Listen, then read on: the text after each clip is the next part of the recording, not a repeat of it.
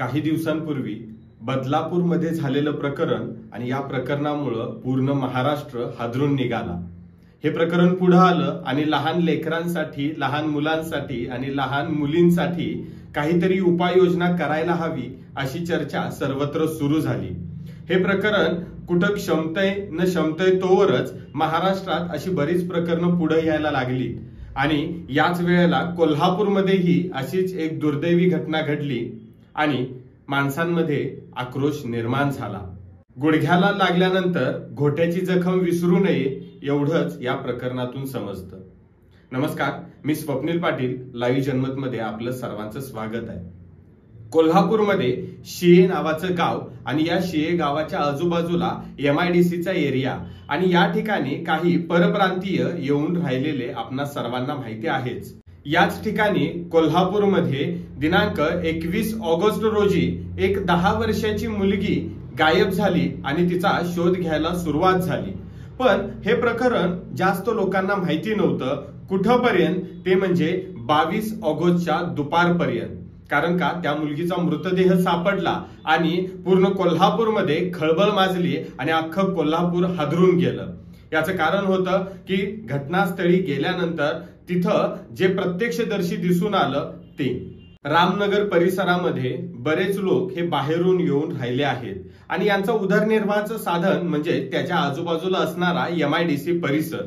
या मुलीचेही आई वडील ह्याच MIDC मध्ये कामाला जात असतात। सकाळी 8 वाजता ते कामाला गेले आणि आपली मुलगी ही तिच्या मामापाशी सोडून गेले। मामाची मुले आणि ती मुलगी खेळत त्या घरामध्ये वावरत होती। दुपारी मामाला कामावर जायचं होतं म्हणून तो झोपी गेला आणि मुलगी मोबाईल घेऊन बसली होती। एवढीच माहिती पोलिसांना मिळाली। पुढं ही मुलगी गायब झाली। घरी आई वडील आले, तिचा शोध घ्यायला सुरुवात झाली। तिथल्या जवळच्या पोलीस स्टेशन मध्ये केस नोंद झाली। रात्रभर मुलीचा शोध सुरू होता पण ती सापडली नाहीच। दुसऱ्या दिवशी दिनांक 22 ऑगस्ट रोजी हिचा शोध पुन्हा सुरू केला आणि श्वान पथकाला काही धागेदोरे लागले आणि त्यांनी ऊसाच्या फडामध्ये त्याचा शोध घ्यायला सुरुवात केली आणि त्यानंतर पोलिसांनी दिलेल्या माहितीनुसार या ऊसाच्या फडामध्ये त्या मुलगीचा मृतदेह आढळून आला। मृतदेहाची परिस्थिती, अंगावर वस्त्र होते पण तिचे चप्पल आणि अंतर्वस्त्र ही बाजूला पडली होती आणि निर्दैवीपणे तिचा खून करण्यात आला होता। प्राथमिक अंदाजानुसार तिच्यावर लैंगिक अत्याचार झाला आहे असेच पोलिसांनी सांगितलेलं आहे।